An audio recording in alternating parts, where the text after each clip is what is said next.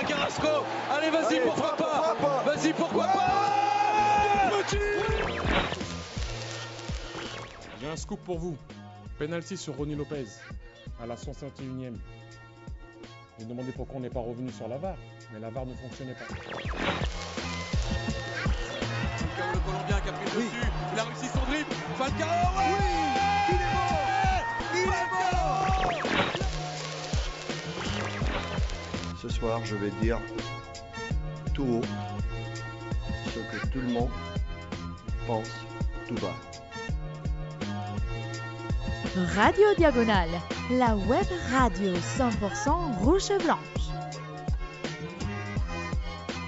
Bonjour, bonsoir à toutes et à tous. C'est la dernière émission Mercato, une émission bilan, une émission qui va récapituler l'ensemble du Mercato monégasque. Et avec moi, il y aura Adrien pour parler de tout ça. Salut Adrien. Salut Rome, salut tout le monde. Voilà, ça y est, c'est fini. Il était temps d'ailleurs que ça se termine. J'étais un petit peu lassé, j'en avais marre. Voilà, c'est chose faite, comme tu l'as dit. Dernière émission du Mercato. Dernière émission, et on en a fait du coup 7, je crois, cet été. Donc, ouais, c'est ça, c'est le 7e et dernier épisode, effectivement, des gazettes du Mercato. Sans compter le Mercato Fantasy. Le Fantasy Mercato, ouais, effectivement. De début juin. Rapidement, le sommaire de l'émission. On va commencer évidemment par les dernières officialisations qui ont eu lieu depuis jeudi dernier et la dernière émission. Ensuite, on fera un petit bilan rapide, chiffré de l'ensemble de ce mercato et du coup du groupe restant à Monaco. Ensuite, ça sera les impressions générales du coup sur ce mercato. Est-il un mercato réussi ou non? Petrov également sera évoqué parce que c'était du coup la première fois qu'il était à la tête de ce mercato. Et enfin, on essaiera de donner rapidement une note synthétique à l'ensemble de ce mercato. Ça a été pas mal fait sur les différents réseaux. Globalement, les gens ont l'air assez satisfaits. Tout le monde, il y a toujours évidemment des gens qui le sont moins, mais voilà, on tentera également de donner notre avis sur ça. Ça te va, Adrien? Ouais, c'est très bien. Ok. Dans les starting blocks. Bon, on commence tout de suite. La première officialisation d'importance dans le sens des arrivées, c'est le retour de Tiémoué Bakayoko, qu'on avait vendu il y a maintenant 2 saisons, après le titre à Chelsea, 5 saisons pour 45 millions d'euros. Il avait une première saison un peu délicate à Chelsea, il s'était imposé, puis avait perdu sa place. Il a quand même joué un nombre de matchs assez important avec Chelsea malgré tout, mais il avait perdu vraiment sa place de titulaire. Et après une saison pareille en demi-teinte et surtout à double vitesse à Milan, il avait très mal commencé avant de finir très très fort. Finalement, Milan ne l'a pas gardé. Alors, je sais pas exactement les détails du pourquoi et du comment, mais Chelsea nous le reprête. Alors, un prêt payant de 4 millions d'euros, Adrien, est assorti d'une option d'achat aux alentours des 40 millions d'euros. On n'a pas beaucoup d'infos réellement officielles, mais tous les chiffres qu'on a pu lire à droite à gauche parlaient d'une somme autour de la quarantaine. Ouais, si on croise les sources, effectivement, on se rapproche de ce montant-là, des 40 millions. Alors, c'est vrai, tu l'as dit, vendu 45 millions, là, il y aurait aucun, du coup, retour sur investissement, hein, pour le coup. On en avait parlé la semaine dernière lors de la Gazette, parce que l'info venait de tomber comme quoi c'était vraiment brûlant. C'était, on va dire, on pourparlait pendant longtemps, pendant peut-être une bonne semaine, et puis ça s'est vraiment réchauffé, hein, toute fin, ça s'est vraiment accéléré. Et donc Tiémoué revient à la maison, très heureux. En tout cas, le joueur lui est très heureux de revenir. En tout cas, c'est vendu comme tel. Nous personnellement, on aurait bien aimé une autre piste, voire un autre visage, un autre profil. On avait parlé de Gustavo aussi. Il y a eu cette rumeur. C'est vrai qu'avec Damien et Patrice, on était plus enclin à voir le Brésilien arriver. Moi, j'étais très fan. Oui. J'étais très fan de la possibilité de Luis Gustavo, mais bon, malheureusement. Voilà, après, Bakayoko, il connaît le contexte, il connaît le coach, il connaît le club, l'adaptation va être très rapide. Le seul souci, si je puis dire, c'est que il a aucune préparation, il doit avoir 10 minutes dans les jambes, sur un match amical, c'est tout. Donc là, il y a la trêve, c'est bien, il va rester à la turbie et pouvoir se préparer physiquement, parce qu'on le sait que lui il est fragile en plus, donc oui, non, mais parce qu'on peut rappeler que il avait gagné sa place, en tout cas dans le groupe de l'équipe de France sur la fin avec Monaco, et pendant ces 2 saisons il l'a perdu. Bah, en fait, il l'a aussi vite gagné qu'il l'a perdu, hein, tout Oui, de simplement. toute façon, Enfin, il a dû avoir il quoi, était de passage, hein, il doit avoir 2-3 sélections. Ouais, voilà. Exactement. Mais il était pas flamboyant. Après, pour revenir sur sa saison avec Milan, tu l'as dit, à 2 vitesses.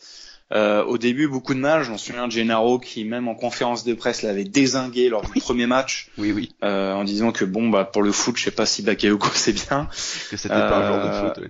Oui, voilà. Qu'il avait pas de QI foot, tous ces trucs-là. Et puis, pour avoir vu après, plutôt sur la fin de saison des matchs du Milan, j'ai retrouvé un Bakayoko, celui qu'on avait pu voir, en tout cas lors de la dernière saison en principauté, incisif, tranchant, et surtout une brute physique qui arrivait à garder le ballon et se projeter, casser des lignes, balle au pied.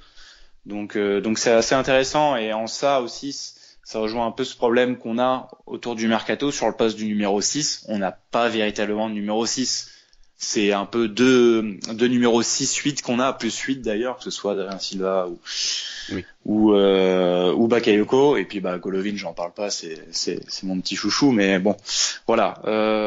Toi, je sais que tu as apprécié le joueur, en tout cas tu l'aimais bien. C'était bon, c'est vrai qu'il y avait Fabinho à côté, mais bon, cet aspect physique en tout cas du jeu, toi, te plaisait, et qu'il puisse imposer sa masse musculaire au milieu, ça fera pas de mal, je pense, cette saison. Moi, oui, voilà, comme tu l'as dit, moi j'aimais énormément le joueur.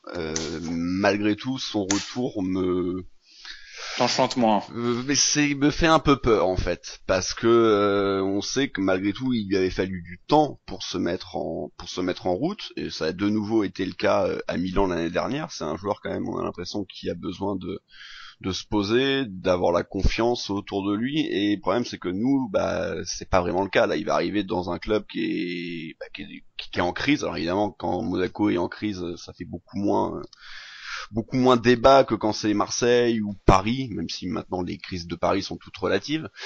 Mais donc j'ai un peu peur de ça. Les crises, c'est quand ça passe pas les huitièmes de Ligue des Champions. Mais il y a plus la fameuse crise de novembre. Avant à Paris, il y avait toujours la crise de novembre. Maintenant, c'est plus le cas. Ouais. Ça n'existe plus. Donc ouais, j'ai un peu peur d'être un peu déçu, de pas le retrouver, de pas retrouver le Bakayoko que moi j'aimais beaucoup, comme tu l'as dit, le Bakayoko buteur contre City, un des plus grands moments de cette saison du titre. C'est vrai que quand il y avait cette petite vidéo, hein. Il aura pas Fabinho. Non, c'est vrai. Il y avait eu cette petite vidéo là pour son retour. C'est vrai que je t'avoue, j'avais les petits frissons, la petite chair de poule, tous ces souvenirs. Je me disais putain, c'était il y a seulement 2 ans, et on en est là aujourd'hui à faire des nuls contre Nîmes, Strasbourg, à se faire taper par Metz 3-0. Enfin, oh là là, c'est les montagnes russes. Voilà. C'est exactement ça. Donc je pense que si il revient à son meilleur niveau, quoi qu'il arrive, il va faire énormément de bien. Alors, de toute façon, l'équipe ne joue pas de Coupe d'Europe cette année, donc on se concentre bien sur la Ligue 1, et très clairement, un bon Bakayoko en Ligue 1, il a pas beaucoup d'équivalence dans le championnat. Voilà, les très grosses équipes ont des joueurs de son standing, mais c'est à peu près tout. Donc s'il arrive à trouver ce niveau-là, il fera de toute façon énormément de bien.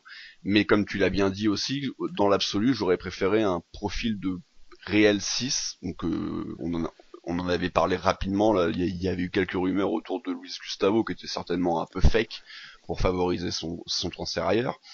Il n'empêche que voilà, ce profil-là m'intéressait plus, à la limite les deux même, là j'aurais adoré. Mais à ce moment-là, il fallait pas reprendre Adrien Silva. Ah, tu m'aurais dit un milieu de terrain, Luis Gustavo, Bakayoko, là je signais tout de suite. Bakayoko avec Adrien Silva ou Golovin ou Fabregas, faut quand même pas l'enterrer. Qui ça Tiré, c'est ce que Fabregas. Ah oui, ok, c'est bon, je vois. Voilà, c'est bon. J'ai un peu plus de mal à m'enchanter pour ça. Mais bon, on va pas non plus faire la fine bouche.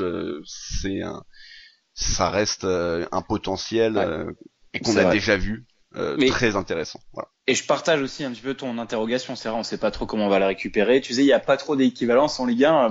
Je fais un rapprochement avec Idriss Gueye aussi, qui a signé à Paris. Ça me fait un peu penser à ça. Bon, il est moins physique, peut-être un poil plus technique, mais c'est à peu près le même registre. Puis ils ont tous les deux un peu le même parcours en Ligue 1, Première Ligue et retour en Ligue 1. Et pour l'instant, il a l'air de faire du bien au PSG, qui après c'est des raisons différentes. Il leur manquait un peu comment on dit, un peu d'impact au milieu de terrain. Nous, le problème, il est plus inquiétant, il est plus vaste que le PSG. Donc, mais bon, Oui. quoi qu'il arrive, je pense que c'est une bonne chose. Peut-être qu'aussi ça va faire du bien à Glick, qui était habitué à jouer avec lui devant, donc peut-être retrouver aussi ces automatismes-là. Écoute, globalement, C'est un prêt. j'ai quand même envie d'y croire. Oui, mais bien sûr. je m'attends pas non plus à retrouver le Thiemoué d'il y a 2 saisons, parce que aussi tout simplement l'équipe autour de lui Oui, c'est plus est la même. moins forte, hein, tout simplement. Oui, non, très clairement. Oui, c'est sûr. Bon, voilà. Après, c'est 4 millions l'année. On prend, c'est un mini pari que tu prends, quoi. Un prix, c'est pas très très coûteux non plus, tu vois. Après, t'es pas obligé de lever l'option. Dans Non. tous les cas. Voilà, exactement. Donc on verra bien Thiemoué, on le verra, je sais pas quand, peut-être contre Marseille, titulaire certainement pas, comme tu l'as dit, il manque un peu de jus, mais on verra quand on aura la chance de le revoir avec le maillot à la diagonale basse, comme dirait Damien. Au niveau des autres, C'est fait, c'est dans le bingo, ça. il est pas beau celui-là. Au niveau des autres arrivées, on a évidemment l'arrivée de Jean-Kévin Augustin en provenance de Leipzig. Alors c'est également un prêt de 2,5 millions. Alors pour le coup, celui-là, il cristallise à peu près que des critiques, comme arrivée. Et alors, est-ce qu'il cristallise des critiques? Pardon, j'ai un peu de mal. Parce que c'est Augustin en tant que tel, ou est-ce que parce que vu que Falcao s'en va et qu'on sait pas très bien en fait s'il est là pour remplacer Falcao ou quoi ou qu'est-ce, et qu'en plus je pense sincèrement qu'on a tout fait pour avoir Icardi, mais que du coup on se retrouve avec Augustin, c'est peut-être aussi pour ça qu'il prend plus que s'il était arrivé, on va dire, il y a un mois, et qu'il serait plus passé c'est clair. dans la masse, en fait, quoi. Il y a plusieurs ingrédients, on va dire, plusieurs facteurs pour un petit peu étudier et analyser le cas Jean-Augustin Kévin. Alors on a d'abord le fait que effectivement beaucoup ont vu en fait en lui, ou ont bu les paroles de Monsieur Petrov, comme quoi il fallait trouver un remplaçant à Falcao. Alors ne vous faites pas enfumer, ce n'est pas du tout le remplaçant de Falcao. Il n'arrive pas en tant que tel. Le remplaçant de Falcao, c'est Wissam Ben Yedder. Du coup, il n'y en a pas d'autre. Ben Yedder. Mais oui, mais par contre, moi c'est ce que je pense. Moi je pense réellement malgré tout qu'on a tout fait pour avoir Icardi. Je pense que c'était pas du flop. Non, bien sûr. Oui, mais donc du coup, il était pas pris comme remplaçant de Falcao, Ben Yedder. Il était pris comme joueur supplémentaire du coup. Oui. Mais que on a vraiment voulu prendre un remplaçant à Falcao du même standing, voire peut-être actuellement maintenant meilleur que Falcao, mais que comme on n'a pas réussi, c'est Ben Yedder qui devient le remplaçant, mais c'était pas prévu, quoi. Parce que Petrov en conférence de presse a annoncé lors de la présentation de Maripane et de Zagreb, dont on va parler après le cas Augustin, a annoncé que effectivement ils sont sur Icardi. C'est un cas très très complexe, mais vraiment très compliqué, et que à côté de ça il y avait une solution en backup, quoi. Il y avait un plan B, tout simplement. Et le plan B, n'est d'autre que Jean-Kévin Augustin. Donc effectivement, déception et incompréhension de la part des supporters, c'est le même cas de figure que quand on vous dit on est sur Icardi et que Slimani arrive dans la foulée. Tu rigoles ou quoi? Slimani, mais tout le monde y croyait, c'est un super joueur. Non, voilà, donc énormément de critiques sur Slimani. Écoutez, si on peut avoir exactement le même rendement, allez-y, critiquez autant que vous voulez Jean-Kévin Augustin. S'il arrive à nous faire pareil que Slimani, moi je signe tout de suite. Là où on peut avoir vraiment des motifs, on va dire, d'inquiétude, c'est plus au niveau de la mentalité du joueur qui effectivement est sujet à quelques soucis. Il est assez conflictuel. Alors il a quitté Paris il y a 2 saisons pour rejoindre Leipzig. Donc il a fait 2 saisons à Leipzig. De l'expérience, on va dire, européenne avec l'AC1, on s'en souvient, on avait croisé leur route, et eux ils avaient continué et reversé en Europa League, éliminé par Marseille. Je ne dirai rien à Rome. Et ensuite il a aussi tout simplement décliné une sélection en espoir, tout simplement parce qu'il se sentait, enfin voilà, c'est vraiment la mentalité française pure et dure qu'on peut vraiment stigmatiser, vraiment dire ces derniers temps que les joueurs français, les jeunes, ils sont un peu tout permis. Là c'est le cas, c'est l'illustration parfaite. Il a décliné, c'était Ripoll le sélectionneur. Que français, mais bon. Oui. Non, mais on va pas épiloguer sur ça. Aussi. Mais dans les autres pays c'est pareil, mais bon, ok.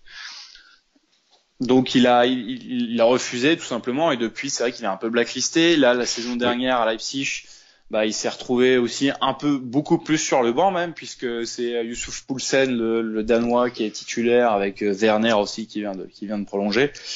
Ouais, c'est pas le même standing là, Werner, oui c'est sûr. Non, c'est clair. Ouais. Mais pourtant, ils ont pratiquement le même âge, hein, les deux. Mais bon, il y en a un qui a un plus gros potentiel, c'est sûr. Après, voilà, Augustin, ça répond aussi aux promesses de Petrov, et j'y reviendrai plus tard. Mais il voulait des joueurs qui connaissaient aussi un peu la Ligue 1, plus aguerris, pas forcément des jeunes de 18 ans. Bon, il en a 22.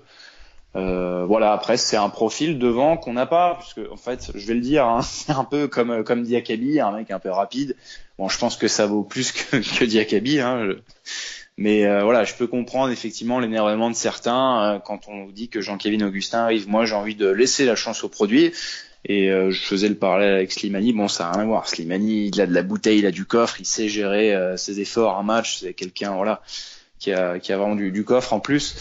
Augustin, ça fait penser à Georges-Kévin Nkoudou, des gens qu'on va chercher comme ça, un peu à la ramasse, un peu à la fin. Mais c'est un profil devant qu'on n'a pas, étant donné que Jebels ne joue jamais, et on n'a pas de joueurs un peu rapide comme ça, si ce n'est Gelson et Onyekuru sur les ailes. Ouais, oui, non, voilà, juste pour conclure, moi je pense que de toute façon voilà, ça sera clairement un joueur de banc. Jardim me semble quand même plus ou moins trouver son équipe si on reste en 4-4-2.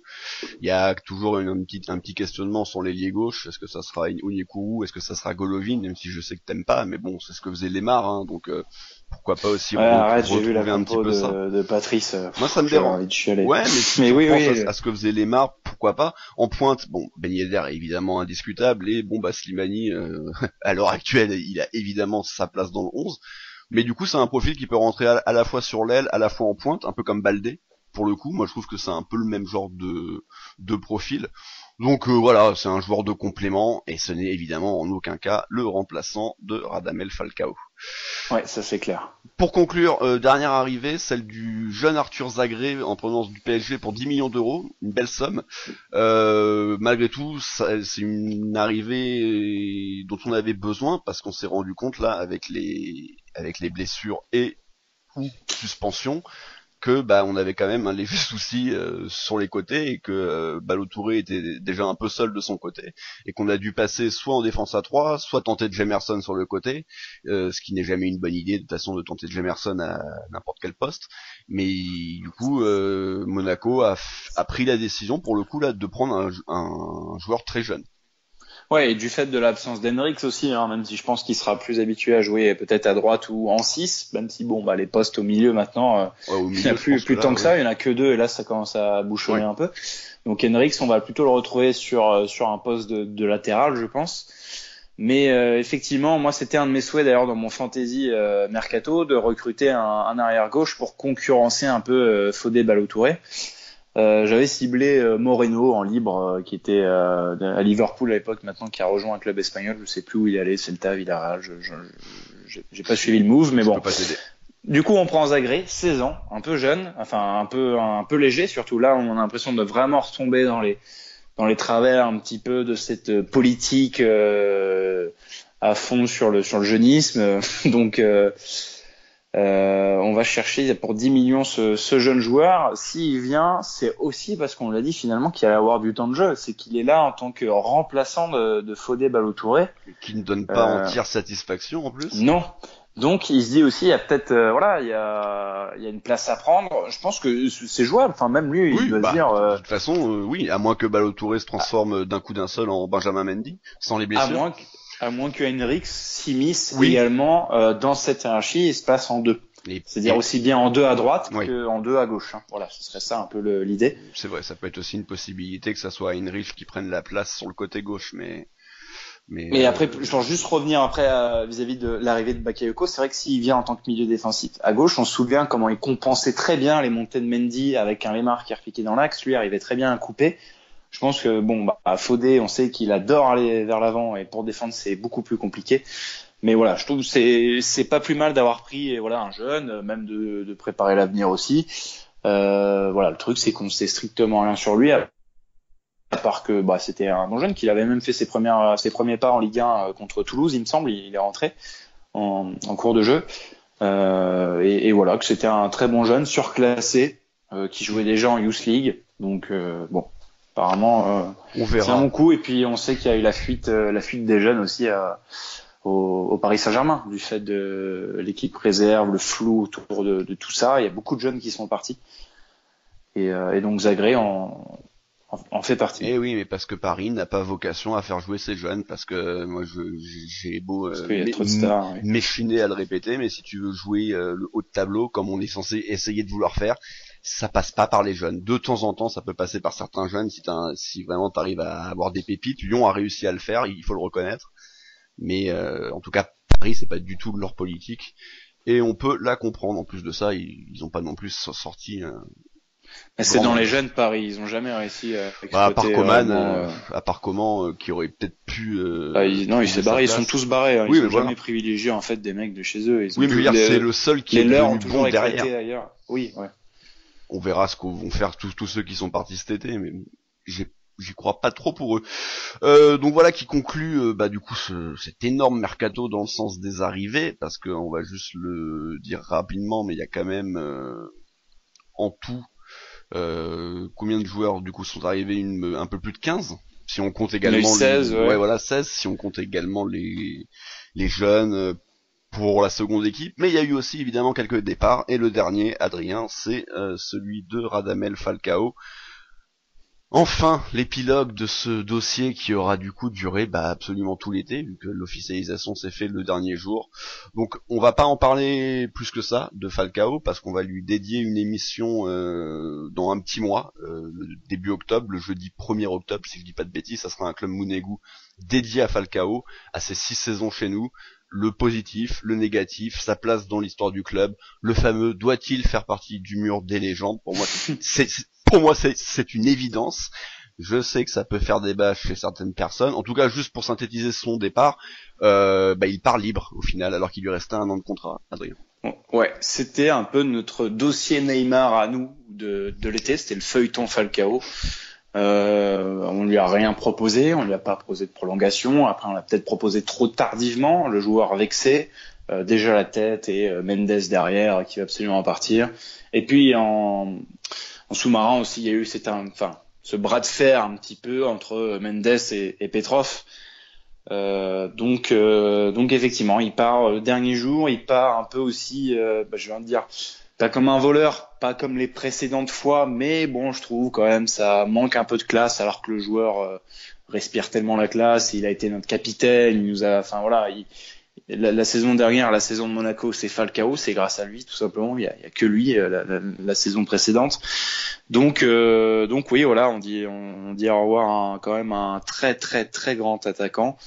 Et puis comme tu l'as dit, on en reparlera, puis on aura le temps de voir, et on reverra ensemble Rome à combien il est finalement de buts, s'il y a 4 ou 5 d'Alger, voilà, pour savoir un petit peu où il se situe. Il me semble qu'il est 4e, je veux pas spoiler, mais il est vraiment au pied du podium. Il est largement 4e, mais il est à 5-6 places, ouais. Dans l'histoire des meilleurs buteurs de l'AS Monaco, ouais. Voilà, en tout cas, voilà. Merci pour tout, globalement, Falcao, mais on reparlera de toi lors d'une émission dédiée, du coup, dans 1 mois.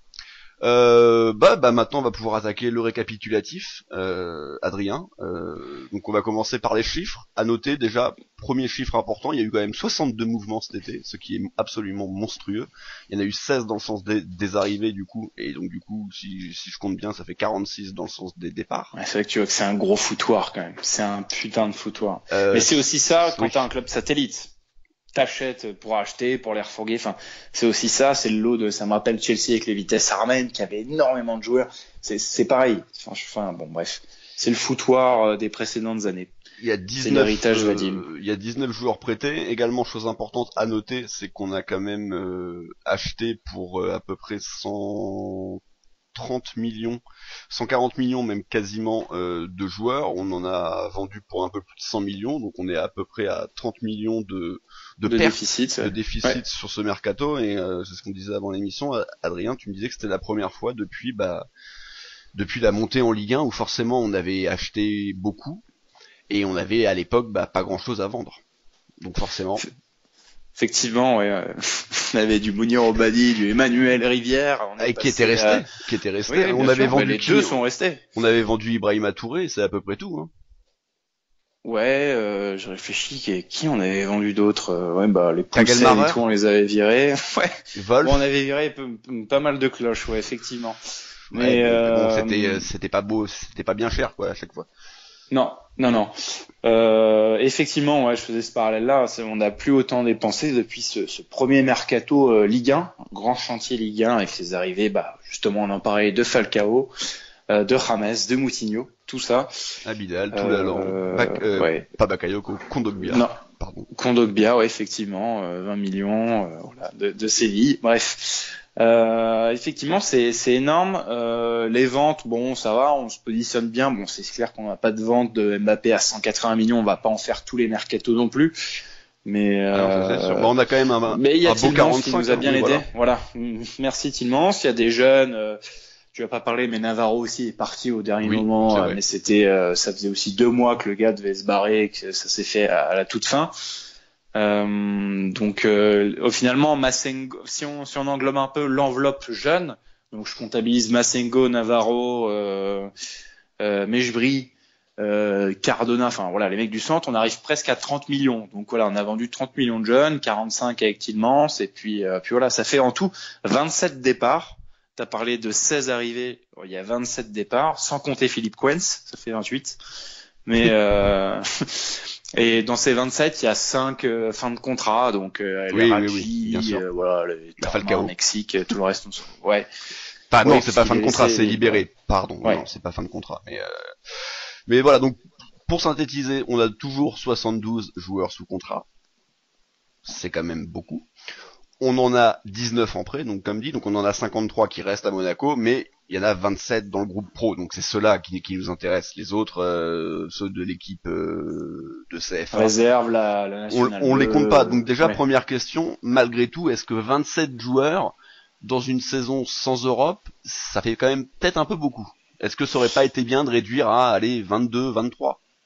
Ouais, mais sur les 27, t'en as 5 qui sont invalides toute la saison. Enfin, je veux dire, t'as le traumatisme de la saison précédente. On est vraiment dans un tournant et un contexte très particulier. Dans les têtes, c'est difficile de faire abstraction de tout ça. On a des joueurs qui sont pas fiables sur le plan physique. Pellegrini, on va parler de la Trinité maudite. Oui. Pellegrini, Jovetic, Goebbels, sur des mecs quand même sur lesquels on a misé énormément. Adama Traoré. Surtout des 2 derniers. Bon, lui, on l'a prêté à Metz. Ah oui, tiens. Ah si, je sais même plus si on a parlé dans une gazette. Oui, c'est vrai qu'on l'a pu, mais on avait misé beaucoup sur lui. Donc, ouais, 12 millions. Ouais. C'est pas rien. Ouais, c'était Campos qui l'avait ramené. Mais sinon, oui, je pense qu'il y a aussi de ça. Faut prendre en compte. Il y a 27. Bon, normalement, on dit toujours un groupe de 25. Franchement, ça va, c'est bien. On a réussi à assainir un petit peu quand même le groupe. Je te le disais là il y a 5 minutes aussi, c'est le lot des clubs qui veulent absolument revendre à profit, qui accumulent les joueurs et qui ont aussi un club satellite. Donc voilà, c'est comme ça, c'est la gestion, c'est l'héritage Vadim, je le disais aussi. Donc je pense on peut pas tout faire en un mercato, tranquillement. Je crois il y a au moins plus d'une dizaine de joueurs qui vont arriver en fin de contrat en 2020. Là aussi, on va se débarrasser de pas mal de joueurs, je pense aussi. Donc voilà. Tranquillement, je pense que Petrov a mis les bases aussi, on a saigné un petit peu. Bon, il n'y a pas eu tant de ventes que ça, je suis un peu déçu qu'on n'ait pas réussi à vendre Aïd Benasser par exemple. On a beaucoup prêté. Que ce soit qu'un prêt, voilà.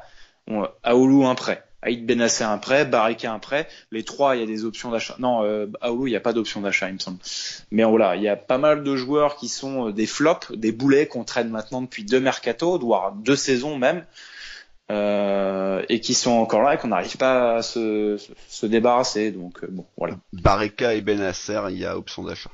Ouais, Genoa pour Bareka et Bordeaux pour Benasser. Et Sidibé aussi, ouais, prêt payant 2,5 millions et option d'achat. Il a toujours pas joué avec Everton d'ailleurs. Non, il était sur le banc là depuis 2 semaines, mais oui, il a pas encore joué. Donc la Légion d'honneur, ça suffit pas. Voilà. Donc du coup. Au final, si on part sur le principe que Monaco va jouer cette saison en 4-4-2, est-ce que tu trouves malgré tout qu'il y a encore des manques criants dans l'effectif En partant du principe, même si évidemment, comme tu l'as dit, hein, Jovetic, Goebbels et puis Pellegrini, où ça devient catastrophique, est constamment blessé. En plus, c'est que des petits trucs, mais il en a constamment, donc on se demande comment il va pouvoir s'en sortir un jour. Est-ce que tu trouves que on a encore des manques, des gros manques? Alors, criant ou gros manque, je n'irai pas jusqu'à là, mais des interrogations. C'est-à-dire, on a pris un défenseur central, il nous fallait un défenseur central, ok, c'est Maripane. Sauf qu'on, on connaît pas trop non plus, même si on a eu une interview d'un mec de Foria Liga, de Benjamin Bruchet, pour nous expliquer un peu le profil qui avait l'air de bien coller par rapport au précepte de jeu de Jardim, ou que ça allait faire du bien. Bon, il nous faut un peu plus de temps pour décortiquer et analyser le profil de joueur. On a pris un défenseur central, ok, parce que Badiachil va pas pouvoir être titulaire non plus toute une saison, mais quoique c'est pas non plus Badiachil qui nous inquiète le plus, mais plutôt Glick. Après, à gauche, il y a quand même l'interrogation, voilà, Fodé Ballo-Touré, ça reste quand même très léger, et que derrière, tu prends un mec de 16 ans. Bon. C'est pas énorme. Ensuite, le cas du 6, ça a été problématique, et là aussi, il y a une grosse interrogation pour Bakayoko. Excuse-moi, mais en fait, là, on est en train de remonter l'équipe, il y a rien qui va, en fait. En défense centrale, latérale. Attends, j'arrive, tu vois, ça va mieux. Mais derrière, c'est bancal, et pourtant, on le sait, c'est derrière où ça va pas. Donc. Même le gardien, hein, s'il arrive une tuile à Lecomte. Seydoucier est encore là. Subasic est encore là. Benalio. Tout le monde. A priori, c'est Benalio qui est numéro 2. Mais... C'est Benalio numéro 2, oui. Ça, y a pas de secret là-dessus. Et plus tu remontes, en fait, et mieux ça va, et plus t'as de certitude, finalement. Mais voilà, il y a trop de, en fait, c'est bancal derrière, et t'as trop d'interrogations, pardon. Et en fait, on va dire je le dis, Maripane, on sait pas si vraiment ça va pouvoir être le taulier. Mais en tout cas, on a besoin de retrouver quelqu'un derrière qui puisse soulager un peu tout le monde, et voilà. Mais est-ce que le problème, c'est pas le coach? Ah, ça, oui, c'est, mais ça fait. On avait commencé le mercato en disant, est-ce qu'il est toujours l'homme de la situation? Bon, je pense qu'on y reviendra à la toute fin de l'émission, de savoir un peu quid de Jardim, mais voilà, c'est ça la question. Ça fait évidemment un débat, mais de toute façon, il est là, on sait pas pour combien de temps. Là, dernièrement, quand même, c'était mieux, en tout cas offensivement, comme tu l'as dit, mais défensivement, il nous manquait encore les pièces. Les pièces, on va les récupérer. Aguilar revient de suspension. On va repasser à une défense à 4. Je pense que Maripane va être à côté de Glick. Moi, malgré tout, c'est encore ce que j'ai envie de voir. Badiachil, je ne peux pas. Badiachil, je peux pas. Là, j'ai vu qu'il avait été dans le top 3 des meilleurs joueurs du week-end, mais c'est juste un sketch, alors que ça a été le pire derrière. C'était décerné, enfin, c'était pour qui a voté pour que ce soit Badiachil numéro 3? C'est des supporters, non? Oui, les supporters, oui, évidemment. Oui, bon, effectivement. Alors, ils portent des œillères, je sais pas, mais... Alors que les 2 buts sont un peu pour lui, enfin bon bref. Mais et puis il me saoule, t'as envie de le secouer parce qu'il est mou là, enfin bon bref. Donc je suis vraiment pas fan de joueur, mais encore une fois, il est jeune, donc il a le temps de devenir un bon défenseur, mais pour l'instant c'est loin d'être le cas. Et on a vu un Glick qui semblait mieux ce week-end. C'est encore à confirmer évidemment, mais je préfère quand même avoir un joueur avec qui j'ai un minimum de certitude que un jeune avec où au final j'ai absolument aucun bon souvenir ou presque de ses prestations. Donc il a fait de bons débuts, mais en fait il doit pas être titulaire. Il doit pas être là à tous les matchs. Non. Il doit dans la rotation. Il doit être dans la rotation. Par contre, je le mets devant Glemerson. Ah oui, c'est le numéro 3. Voilà, je le mets devant Glemerson. Et puis Bakayoko qui arrive, et on espère que c'est peut-être ça en fait qui manquait, avoir un milieu physique, un milieu capable de gratter des ballons, de comme tu disais, de casser des joueurs. De casser des joueurs. Non, mais déjà de casser des lignes, mais ballon au pied. Et c'est vrai que là, on en a plus trop, en fait. On a des joueurs techniques, on a des joueurs qui sont capables de faire des bonnes passes. Golovin qui est capable de le faire. Ouais, mais il le fait, mais par intermittence. Ouais, et puis pas de la même manière. Silva est incapable de le faire. Ah oui, non, donc ça, c'est Bakayoko, oui, c'est le seul qui peut le faire. Et Fabregas, lui, c'est que par la passe qu'il peut faire accélérer le jeu. Donc ça pourra faire du bien un mouvement, d'avoir ce mec-là capable de casser le milieu de terrain adverse pour trouver dans un second temps soit les ailiers, soit Golovin qui, lui, enfin eux en l'occurrence, pourront vraiment ouvrir le jeu sont nos joueurs offensifs, comme on faisait avec Fabinho et Bakayoko à l'époque, où quand même tout partait d'eux. Alors plus de Fabinho, parce qu'il a quand même un peu plus de talent ballon au pied. Plus gros volume de jeu, oui. Mais Bakayoko quand même était capable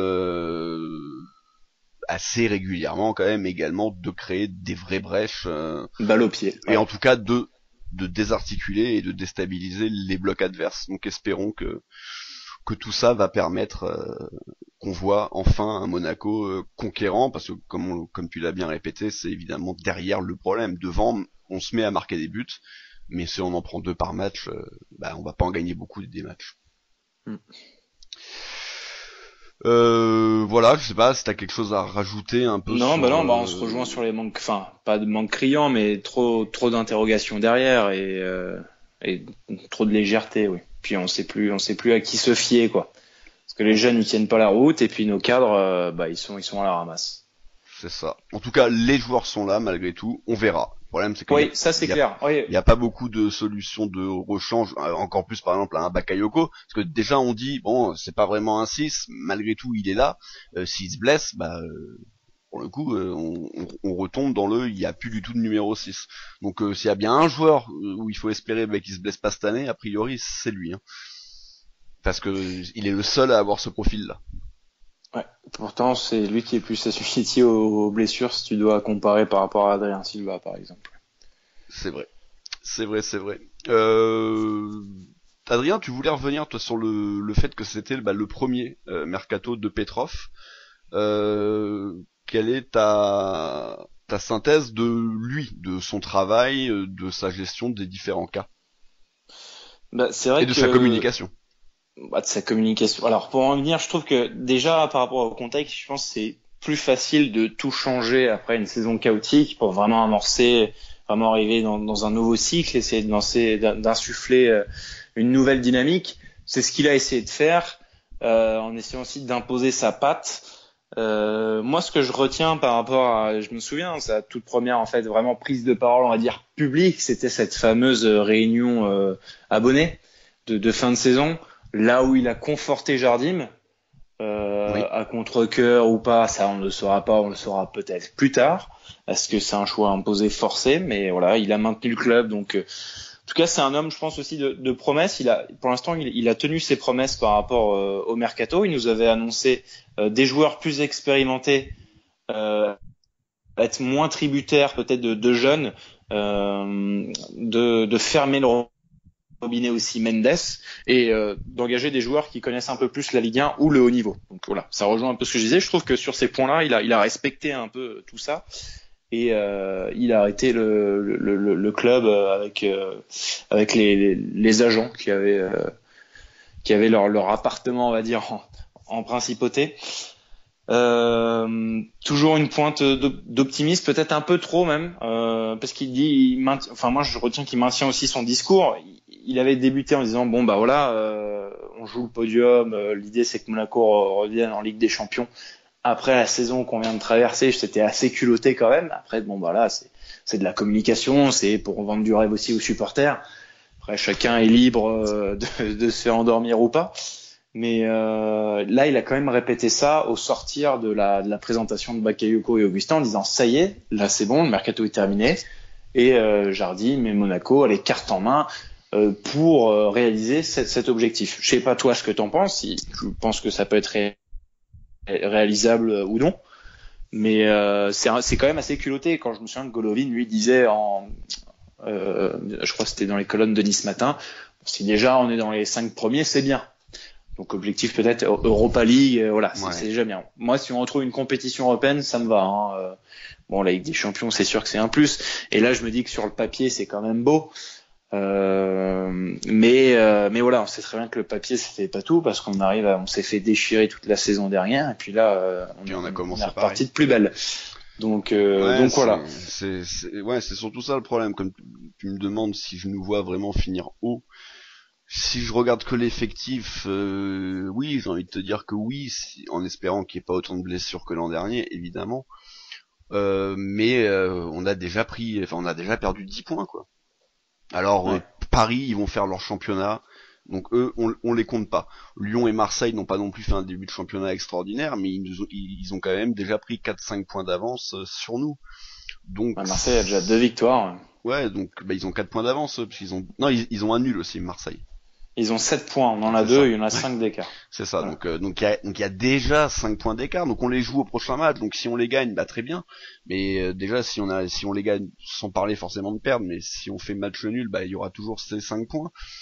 Après, je trouve quand même qu'il a fait un super taf dans le sens où on a quand même attiré des joueurs, Ben Yedder évidemment le premier, réussir à garder Jason Martins, Lecomte et Aguilar qui étaient quand même des valeurs sûres de Ligue 1. Sachant qu'on sortait, comme tu l'as dit, d'une saison dégueulasse, qu'on jouait pas l'Europe, et en fait on jouit malgré tout encore un peu de la réputation AS Monaco qui permet d'être un très bon tremplin pour après partir dans des plus grands clubs. Donc c'est clairement aussi pour ça qu'on arrive encore à attirer des joueurs, mais il va pas falloir de nouveau répéter ce genre de saison parce que les joueurs ils vont plus vouloir venir. Voilà, c'est clair, on reste quand même toujours dans le gratin avec le français, c'est-à-dire dans le top 4, très clairement. Et c'est pour ça on a toujours cette aura un peu et on arrive à séduire. Moi j'étais très surpris qu'on puisse enrôler Wissam Ben Yedder, je n'y croyais pas. Encore l'année dernière, j'aurais pu peut-être avec une Ligue des Champions, mais là avec rien. Qui viennent, qui prennent le risque alors que il vient enfin de peut-être se faire une petite place dans le groupe France et qui prennent ce risque-là. Je pense qu'il a eu une conversation aussi avec Deschamps qui lui a dit bon écoute tu vas quand même à Monaco, t'en fais pas, ça va pas te ruiner tes chances de rejoindre le groupe. Il y a eu cette discussion au préalable j'imagine, mais c'est en ça aussi pour rebondir, tu parlais toi de tes impressions par rapport au mercato de Petrov. Moi j'ai l'impression effectivement qu'on a une meilleure équipe que l'année dernière et c'est dommageable parce que c'est cette saison on n'a pas de Ligue des Champions. J'aurais aimé qu'on ait cette équipe et qu'on soit en Ligue des Champions, qu'on fasse qu'on revienne un an en arrière et qu'au lieu de prendre des Aoulou et tout le reste là qu'on fasse ce type de mercato parce que on est mieux armé, on a un meilleur banc, on a même Keita Baldé. Alors certes on sait pas trop quoi non plus penser du joueur, mais le fait de l'avoir bazardé à la dernière minute au mercato estival la saison dernière, c'est une erreur. Là limite on a presque trop de joueurs finalement je trouve devant alors qu'on a qu'une seule compète, donc qu'on a que le championnat et les coupes on a trop de domestiques. On a trop de joueurs si la triplette n'est plus blessée. Mais comme elle est blessée constamment. Donc forcément l'énorme satisfaction de ce mercato c'est Ben Yedder. Par contre au contraire, moi les points noirs, c'est le poste de numéro 6. J'aurais aimé qu'on fasse sauter la clause de Danilo. Bon malheureusement c'est trop gros. Et puis par rapport au fair play financier, je pense qu'on est vraiment hors clou. Mais le fait qu'on récupère Silva le 20 août et Bakayoko dans les derniers instants, déjà c'est un manque je trouve d'imagination, de créativité sur les pistes. On reprend des anciens, les deux, et on reprend surtout des joueurs à la toute fin du mercato en mode dans l'urgence. Bon ok Adrien Silva tu veux revenir, cool, vas-y reviens. Mais ça veut bien dire qu'à la fois ils ont travaillé sur un poste, sur plusieurs profils, et que les Adrien Silva, les Bakayoko, c'était des solutions C voire D. Il y a ça, et puis il y a finalement aussi la fin du dossier Falcao. Puis au final, il y a eu le bras de fer avec Mendes. Il avait affirmé en conférence de presse Petrov que c'est un joueur d'AS Monaco, il doit aller au bout de son contrat, ou dans ce cas-là, il doit honorer son contrat, et quand bien même il doit partir, ce sera pas librement. Et on remarque qu'il est parti librement et qu'il a fait ce qu'il voulait finalement Falcao. Donc voilà, pour moi les points noirs un peu de Petrov, même si c'est pas que lui, mais c'est aussi la cellule de recrutement pour, l'absence d'imagination sur le poste de numéro 6 où je suis un peu déçu. Après c'est clair que je me répète, mais avoir pu enrôler Ben Yedder, c'est quand même incroyable. Et il y avait l'absence de concurrence à Fodé Ballo-Touré, qui finalement est compensé, mais je mets plein de guillemets parce que Zagré, je l'ai dit, c'est quand même fragile et c'est pas une référence. Donc voilà. Pour un premier exercice, c'est pas mal. En termes de communication, il est très bon. Et dans ce contexte, qui plus est, c'est clair. Et que il ne connaît pas le foot et qu'au fur et à mesure, il va être de plus en plus fort, parce que c'est en forgeant qu'on devient forgeron, comme tu le sais. Donc je me dis qu'il ne peut être que meilleur avec le temps, quoi. C'est comme le vin, quoi. Et que ça va être un Vadim 2.0, ça va devenir un gros Shark. Ouais. Moi, pour synthétiser, je dirais juste que on en a déjà parlé, hein, mais le regret qu'on ait peut-être un petit peu trop prêté de joueurs. Certains c'est normal. Un garçon comme Loïc Badiachil, je trouve que c'est plutôt une bonne chose de le prêter. Pour d'autres, je suis un peu moins convaincu parce que je suis moins sûr réellement qu'ils peuvent réellement devenir des joueurs intéressants, comme les Serrano, comme les Biancone. Cela aurait mérité limite d'être libéré, et ça aurait été bien aussi de faire quelques ventes comme un Barreca, Sidibé, ça aurait été bien de pouvoir le vendre directement aussi. Ouais, voilà. C'est vrai, pour Sidibé, ouais. C'est juste par rapport à ça, tu l'as dit aussi pour Benasser, à Oulu peut-être aussi, enfin bref, évidemment il faut prêter des joueurs, mais 19, je trouve que si on en avait prêté, ne serait-ce que même une douzaine, ça aurait été déjà mieux, ça nous aurait permis de voir un petit peu plus clair, d'élaguer un peu plus, même si encore une fois, le plus important c'est les 27 à Monaco et en formation, on a quand même dégraissé un petit peu, on a quand même au final perdu une dizaine de contrats, mais il y en a encore un petit peu trop, et comme tu l'as dit, ça se fait pas non plus en un été, donc en fait moi... Ouais. Pour moi, le négatif est vraiment plus dans le sens des départs qui n'ont pas été finalisés vraiment au bout. Ouais. Ça a pas été après, optimisé. Tu sais, c'est difficile de vendre au bon prix. T'es plus en position de force, t'as trop de joueurs, t'as des joueurs qui sortent d'une saison catastrophique. C'est compliqué, donc à la fois le prêt c'est aussi une seconde chance et de redonner une visibilité et de la valeur marchande à un joueur qui va être titulaire. Ouais, mais quand tu les prêtes au cercle, enfin, je veux dire, ça fait quand même plusieurs saisons. Au cercle c'est autre chose. C'est complètement autre chose. Ça fait plusieurs saisons qu'on fait ça au cercle et au final, il y en a aucun qui est revenu, soit qu'on a revendu très cher, soit qui s'est imposé chez nous, donc. Mais en même temps, c'est une collaboration qui date d'il y a 2-3 ans aussi, donc c'est difficile de voir Oui, mais pour l'instant, la collaboration, elle est un peu foireuse. Enfin, la collaboration, oui, c'est carrément une annexion plus qu'une collaboration, mais oui. Elle est complètement foireuse. Et puis là, c'est pareil, c'est vrai que on l'oublie complètement, mais là, je vois la liste des joueurs, Naldo, là, il va se faire une petite saison peinard, parce qu'il est libre en fin d'année, donc lui, il va être à rajouter dans la longue liste des anciens grands joueurs qui sont venus à Monaco pour bronzer. Les lofters. Voilà. Pour bronzer, Naldo, il fait partie de ça, parce que là, il est maintenant clairement 4e. Il a gagné une place avec le prêt de Panzo, mais bon, il est quand même 4e dans la hiérarchie, donc... On fera le bilan, mais je pense qu'entre suspension, blessure et tout le reste, Chess qui sera pas loin non plus de ce petit loft. Ouais, mais lui c'est terrible. J'ai encore envie d'y croire, quoi. Parce que c'est quand même dans l'absolu, donc en prenant en compte la carrière, c'est largement le meilleur joueur du club. Oui. Il y a même pas photo même. Le problème c'est que pour l'instant on a son demi-frère, quoi, ou son cousin, je sais pas, mais c'est pas le Fabregas champion du monde et multiple, qui a tout remporté tout simplement. Donc voilà. Juste oui, pour dire, parce qu'on parlait justement que ça allait se faire en plusieurs étapes, il nous reste, on aura 20 joueurs en fin de contrat en 2020. Ouais, voilà, c'est ça. Voilà. C'est important quand même. Du Moussa Sylla, par exemple. Du Sedoussi, je vais les citer vite fait à la volée, mais il y a... Jemerson a prolongé, non? Attends, je vais te le dire. Attends, il y a Subasic, il y a Benaglio. Donc tu vois, tout ça qui sont un peu quand même déboulés, sachant qu'on peut espérer que Badiachil revienne pour devenir la doublure de Lecomte.